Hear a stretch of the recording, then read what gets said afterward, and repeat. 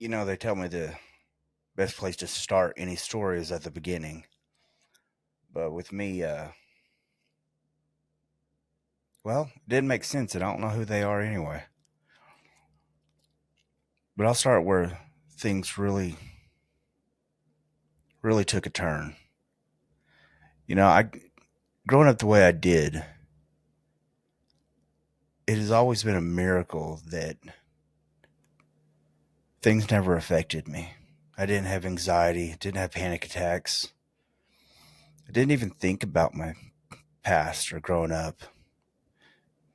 I didn't think about that life at all. It was like it was somebody else. I thought it was just a learning tool, and that's it. And I learned from it. Well, all that sort of changed one day. I didn't think it could change in one day, but it did. It's like I suddenly became somebody else. I was driving to church one night on a Thursday. I volunteer for this pastor out of Virginia. He flies to Tulsa every week and preaches, and I volunteer for his armed security for him. Well, I was headed to church, and I had my daughter with me. She's about 6 years old. Well, she's about 5.5 this time. And everything was normal. I mean, the only thing I did that day was cut up a tree. So, I mean, I wasn't thinking about anything. And about a mile before I get to the church, Scooter, come on. Sorry. Speaking of daughter, she walked in and had to see if she could get a piece of candy. Anyway, I'm headed to church, and I have this huge adrenaline dump. I don't know if anybody's ever had one, but it's an adrenaline dump if you've ever had one at the right time.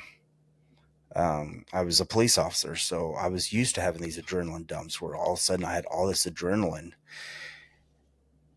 and suddenly I was scared. It's a new feeling to me because when you have that fight or flight reflex, fight, flight, or freeze, my reflex had always been fight my whole life. I just fought. But this time I was actually scared, but I didn't know what I was scared of. I didn't see something, I didn't pass anything. I just suddenly became terrified. But I was driving and I had my daughter with me. So I knew I had to get to church. So I drove to church. I park and I immediately get her out of the vehicle and I hand her to some of her friends and her friends' parents. And I'm just walking around trying to figure out what's going on. And I suddenly couldn't remember anybody's name except for my daughter's. But I couldn't remember anybody else's name. Uh, One of our friends at church asked me if I was okay because she could tell I looked a little confused, and I'm not prone to looking confused. And I said, I don't know anything. And she asked me where my wife is. She called her by her name. I was like, who? So she called my wife, Sierra, and Sierra calls me, and she starts talking to me, and she asked me if one of our friends there, Dr. Mark Sherwood, who I've known for a couple of years, I didn't know his name. I actually had to Google it, and I saw the picture, and I recognized the picture. I knew him, but I didn't know his name. Even when she said it, I didn't know his name. I didn't compute. Well, my wife heads up there to church. She gets there and she takes me to the ER. And when I get in there, I don't, I'm only, honestly, I'm telling from what my wife told me because I can't remember any of it anymore. But she tells them that I can't remember my name. I can't remember anybody else's names. I just don't know anything. I'm just a sudden blank in my, I was just fearful. Just this sudden sense of dread and fear for no reason. And well, they run all these tests, these, EKGs, and, they kept me overnight and ran an MRI on me because they thought, well, maybe I was having a stroke. And I wasn't. Everything came back perfect. I was healthy. Well, that day was bad, but things just started getting worse. Every day, I just felt like I was dying, like I was losing my mind. I had the shakes, but my body wasn't physically. You couldn't see shaking, but I felt shaky. I felt like something was wrong. Well, my wife and I, about a week before this, had promised to a friend of ours that we would go to his 4th of July family get together. And sorry, just a second. I got to answer this.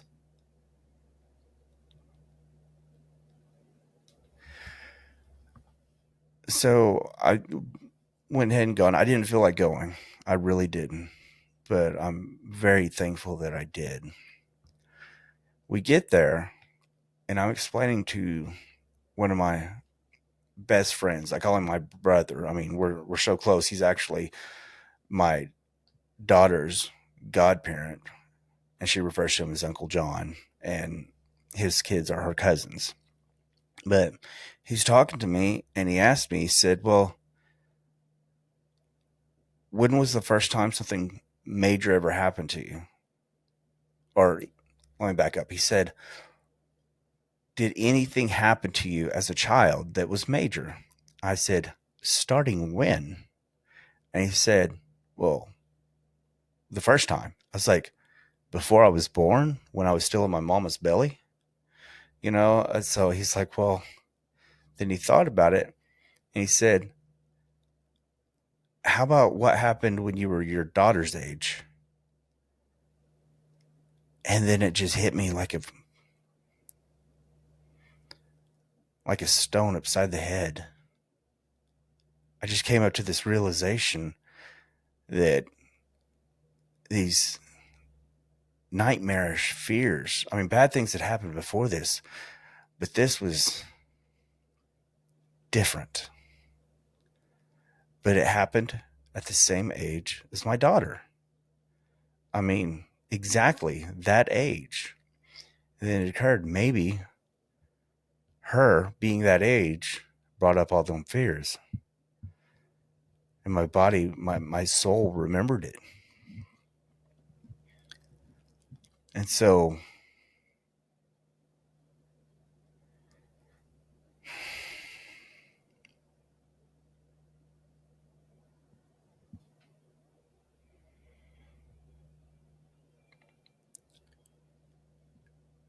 for the first time in 2 weeks, I received some sort of clarity. And like magic,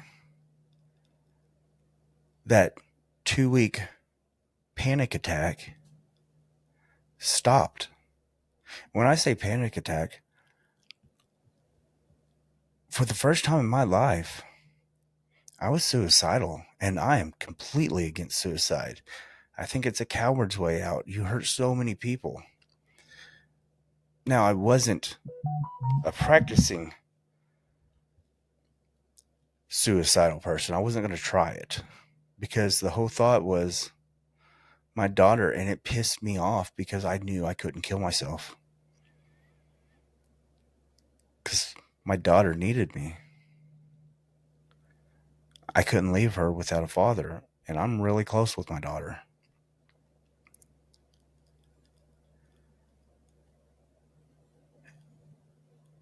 But after discovering this, things changed a little bit.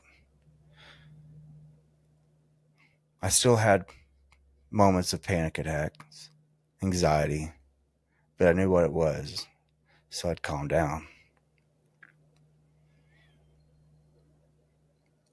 But from that moment on, I started thinking about my past. Things came up that I completely forgot about. I don't hold any ill will towards anybody in my past, so I thought that it couldn't affect me. But I was wrong.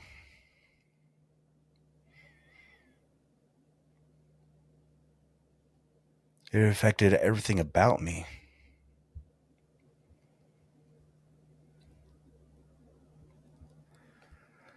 So I guess it's only fair that I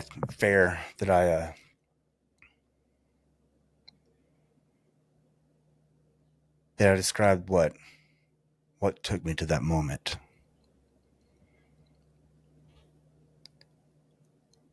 My mother was a runaway. She ran away at 14 years old.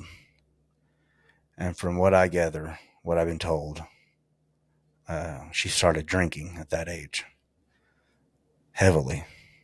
And she never stopped. Well, she had my sister at 16 years old with my father. He was a little backwards. Pretty different. And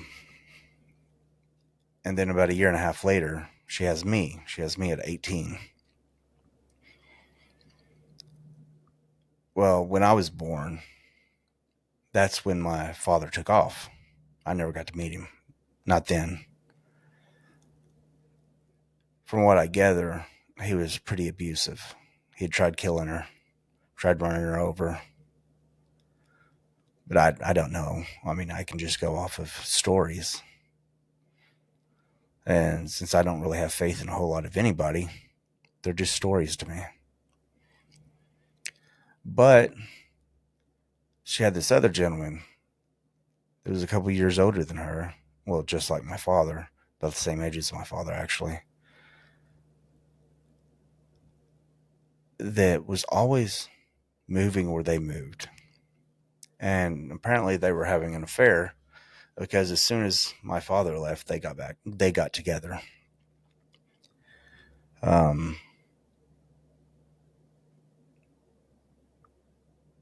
I guess it's only fair if I say my mother's name, or does it matter? Oh, well, you can change names if you want. I don't really care. My mother's name is Retha Faye Monks, Monks, and my father's Danny Lee Hayes. Well, my stepfather, where they ended up getting married and having my baby brother, his name is Nicky David Parker. And they had a son that was Nicky Jean Parker. Well, we moved around a lot. A lot. I'm talking every few months we were moving to a different place. And I still recollect some of it. My first memory, though, is in a really small town in Oklahoma called McCurtain. I mean, it doesn't have a stoplight. Has one gas station. That is the local corner store and everything else. But I remember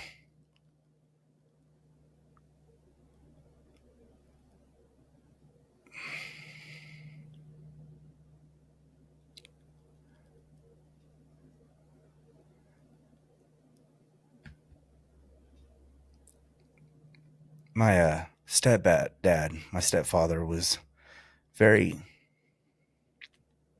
abusive and psychotic. He wasn't right in the head. And I remember they were having a party, which was very common. I mean, now that I think about it, they were in their early 20s. And I remember him grabbing a girl by the hair and pulling her into the back and raping her. My mother didn't do anything. She just sat there. I've always called this chapter of my life evil and apathy, because I truly believe apathy is much greater than evil. And my mother never really did anything. She just drank more. When she got really drunk, she got mouthy, and she got a beating. That's just the way her life went, and I got to see it all. I mean, things were pretty messed up. I'm trying to remember things in order, but it's not going to be order. And I just have pictures. I have emotions. I think in emotions.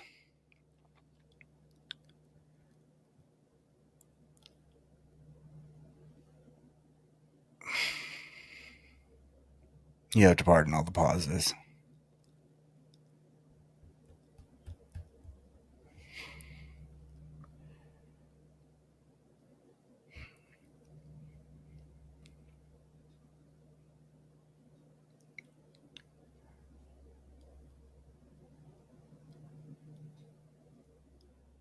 I remember one night, my mother, she was always in an off and on relationship with my stepfather. Or the timeline to be off also, so, but she was with another guy at this time. That they were in the back room,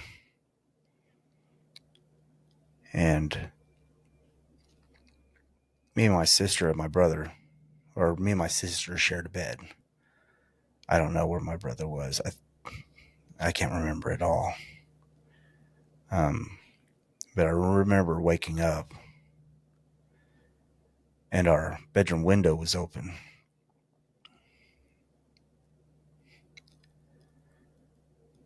And I turned and looked, and I saw this strange man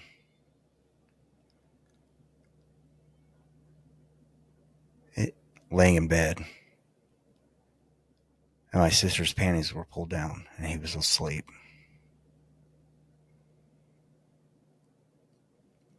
And I just got up, and I ran to my mother. And they chased him out, woke him up. She started beating the hell out of him and chased him out of the house. Called the police. They ended up catching the guy, and he didn't serve very much time in prison at all. I remember seeing him when he got out. He changed his hair to some bright orange color. His name was Bobby. That's all I remember.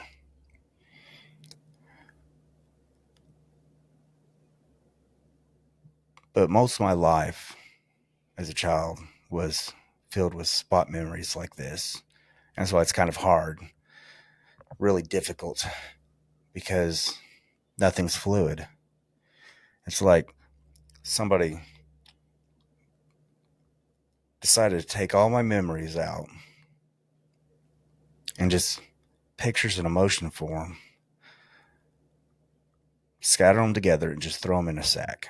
And then I get to pick them out. And, oh, I remember this memory. And I try to guess about how old I was and everything. I can't decide based on where I was living because I moved around so much. So you have to forgive me. This is a lot more difficult than I thought it would be.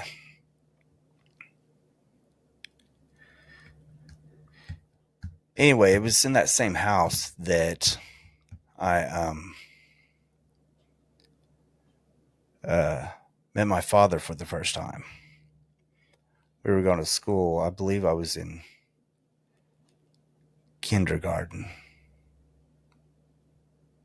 kindergarten or first grade, something around there. But me and my sister would walk from school to the house because it was literally just 2 blocks away. It's a really small town. Um, and so we were standing outside right next to the school, getting ready to walk. This cowboy in a pickup truck stopped, got out and walked up to us and said, "I'm your father." And I looked at my sister. She didn't know. I didn't know. And he said, "I'm just going to give you a ride home." Yeah, it's a big no-no. I know, stranger danger, but this was the 80s. I mean, early 80s. Uh, we weren't really that smart.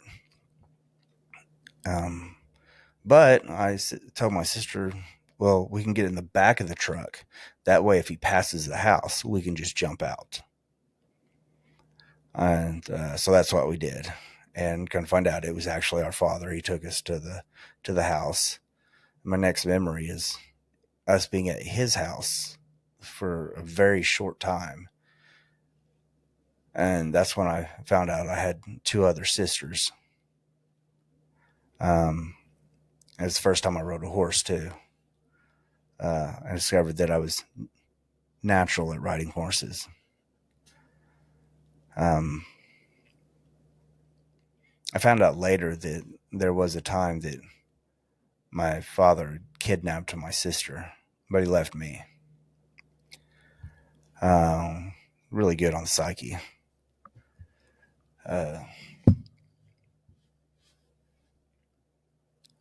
But anyway, I don't remember going back. But I remember being back with my stepfather.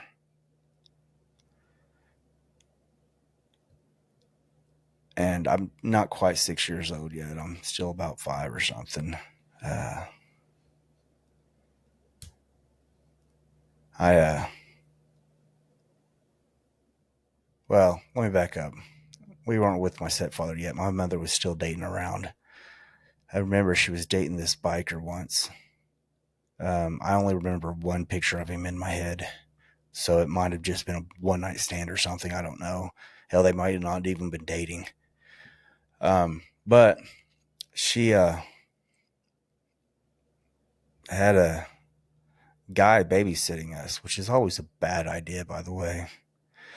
And I remember that's first movie I can ever remember watching is Debbie Does Dallas. Kid decided watching porn with us was a good idea. I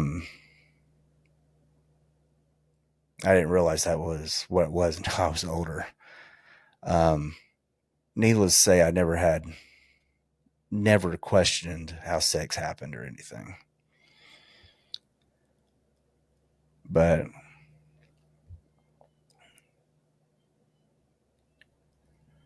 this is a lot harder than I thought.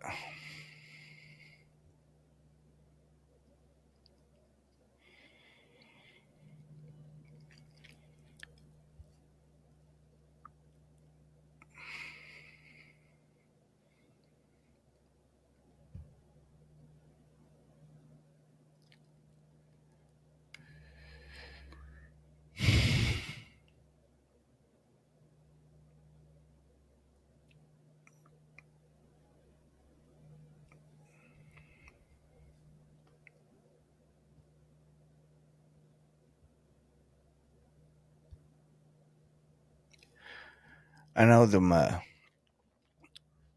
babysitters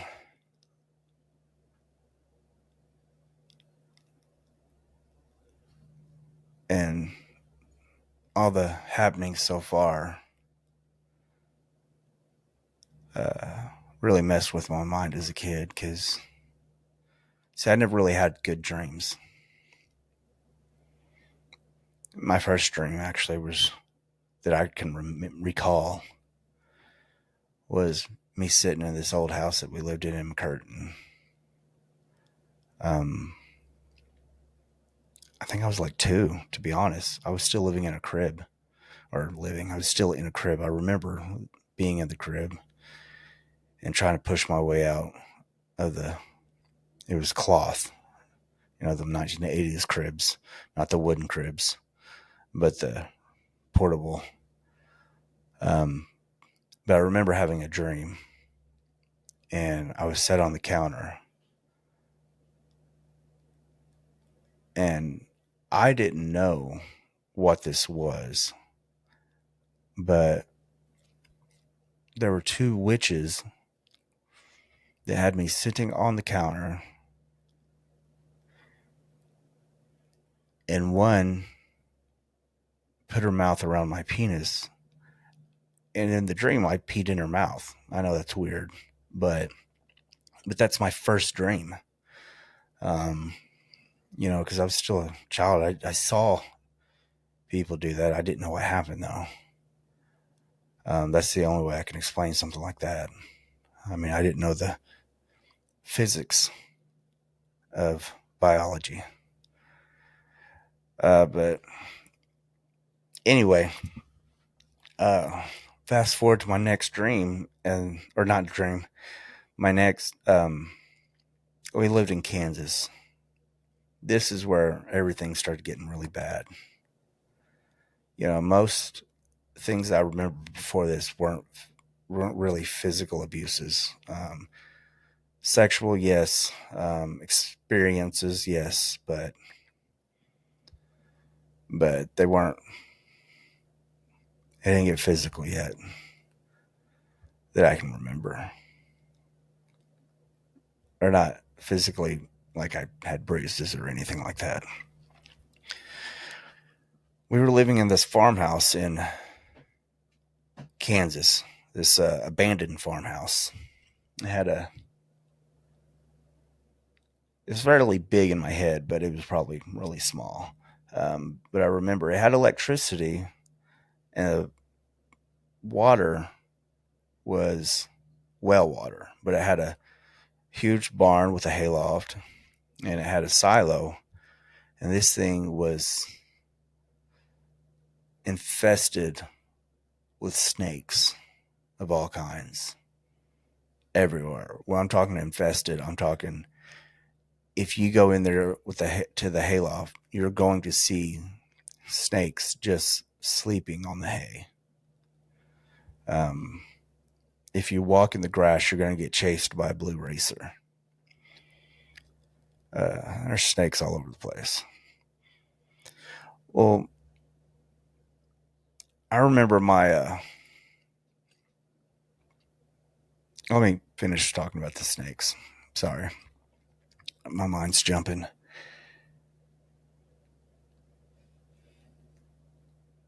I recall playing with my brother and sister, and we'd go to the hayloft, and I remember jumping on the hay and landing right next to this big black snake. Its head was down. And I remember when I landed by it, it just slid down. It didn't attack me. I mean, my brother, that was when he was probably 2 years old. And I remember him trying to climb up to the hayloft, and he fell down, and he broke his collarbone. I also have a memory of being in the silo and looking up, and this snake was climbing down the wall, and his head was right next to mine. Like I said, they were all over the place. We used to go down into the woods. I mean, it was Kansas, but and there were berry bushes and berry trees and stuff, and we'd pick wild berries. At this time, that's the only good memory I have yet. Anyway, my stepfather, I actually believed for a good chunk of my life until I realized he wasn't old enough, that he was a Vietnam vet or something, had PTSD. Because he enjoyed playing war games. Mind you, I'm 5.5, 6 years old. And he had a rifle that could have been a 22, could have been an air rifle. I can't remember. It was probably an air rifle. But to a 5.5, 6 years old, it might as well have been a bazooka. But he had that and a slingshot. And he would take one and give me the other. And it was my job to go hide. And he would come find me.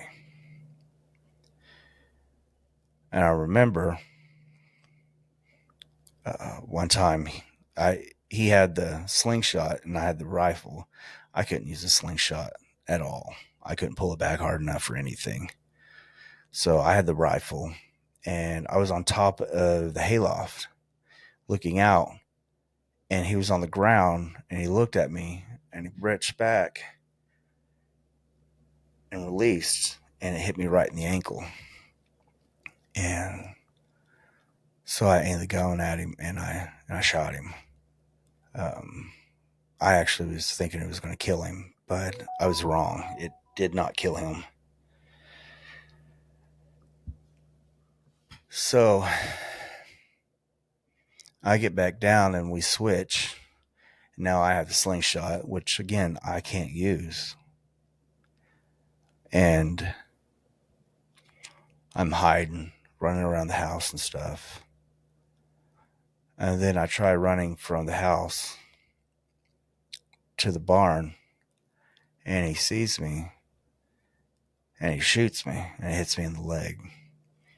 And I saw that scar today. I mean, it's not really it's like a knot in my leg. They shot me another time in the head, and I had the BB stuck right at my skull for years. I don't know whatever happened to it, but I know it was there for years.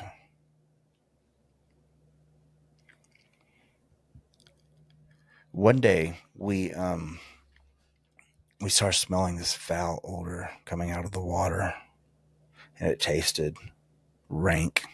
I mean, it was nasty. Didn't know what it was. Well, like I said, we had a well, and the hole was big enough for a full-grown man to get down it. But instead, he decides to get a rope and tie me to it. And he lowered me down this well to get this rat. Again, I'm only 5.5, 6 years old. And I remember it being like this huge, I say huge, this is a box like thing, but it was huge to me. It was this empty space with water all around me. It was just dark. It was so dark in there, and the smell was just smelled like death.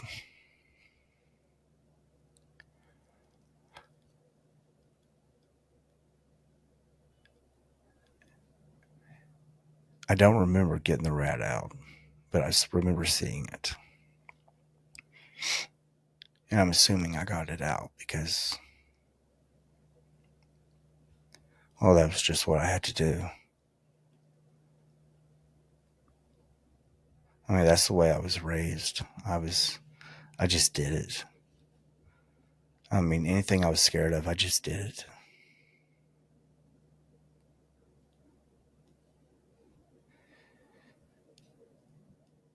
Fast forward a little while later, and we're in Kansas City.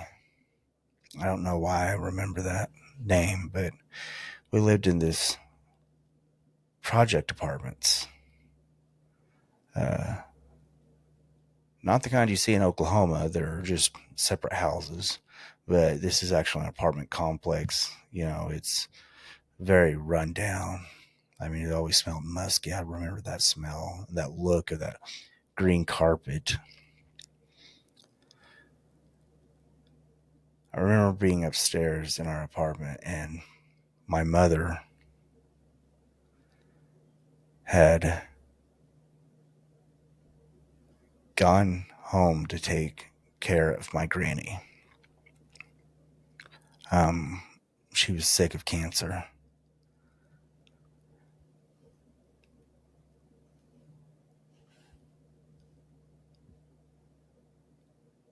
And I remember him giving us Nyquil, giving me and my sister Nyquil. And I remember getting sick all over the place because it gave us too much. And as you know, Nyquil can get you drunk, especially if you're a child, when you're not even big enough to get Nyquil. But to this day, I cannot drink the black Nyquil or blue or green or whatever color it is.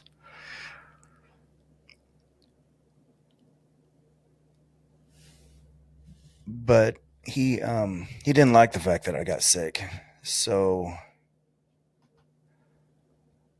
I remember him beating me with a 2x4.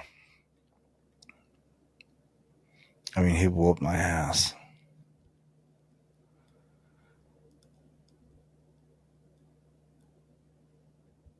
And then I don't remember anything else. The next memory is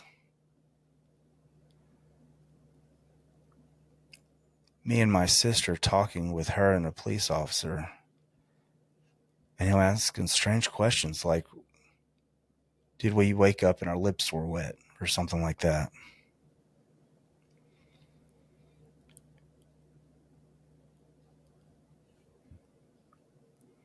I don't know. And that's when we moved out with my granny and grandpa. I need to back up to a story that I forgot. I'm sorry I do this. It's very important. There's a time that we lived in Texas in this trailer house that did not have electricity. Didn't have anything. It was just a trailer. I remember we had a rescued dog, a chow. I can't remember what his name was. Bear. His name was Bear.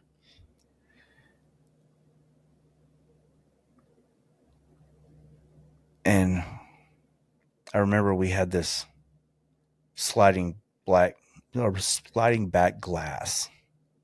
You know, that was the only door to the back. And I remember seeing a man with a hatchet walk across the back. Now I don't know if it's a dream or not. But I remember it. I remember that was my first prayer there. I was praying to God like you would be Santa Claus, asking for a horse and a bike. But one night while living there, it wasn't so pleasant as my dreams. My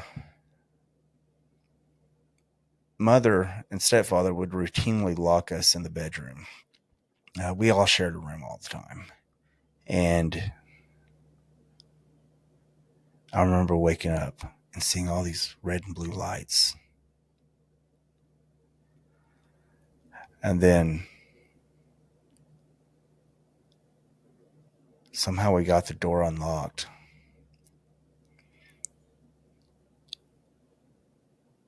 And I was walking, and I walked past the bathroom, and the bathroom door was open. And it was filled with blood. It was just everything. It was just covered with blood.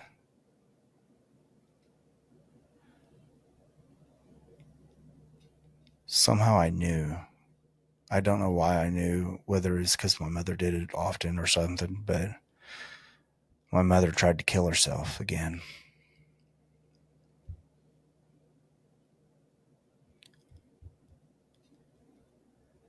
That's about all I remember living there. But back to the future, where we moved out of my stepdad's house, or the apartment with my stepdad. We're living in the country with my granny and grandpa. And I love living at my granny and grandpa's. It's the only normalcy I ever felt. But I was still always scared. God, I was always scared. I remember looking out the bedroom window, and I could see the road. And now, this is so far in the country that you're about 15 to 30 minutes on dirt road before you ever get to my great and grandpa's house.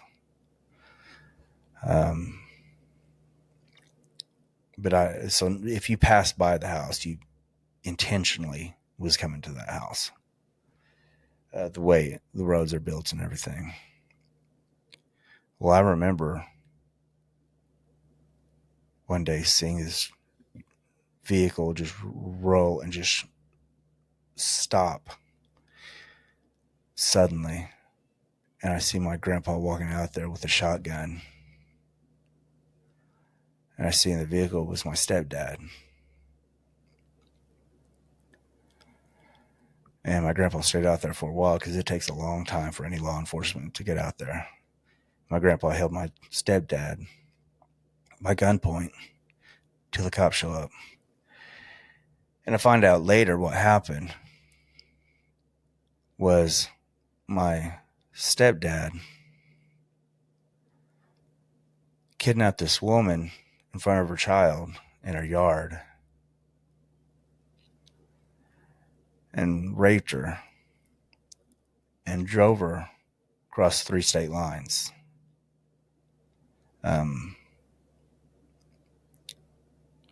To my grandpa's house. And he ended up getting, I don't know, it's like 25 years per state line, like 75 years, 76 years in prison. And he's still in prison today.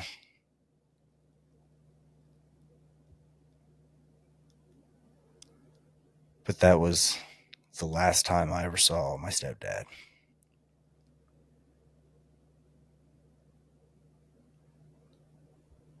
There's a lot more to my childhood, but I think that right there is a pretty good stop. I mean, it's been 41 minutes.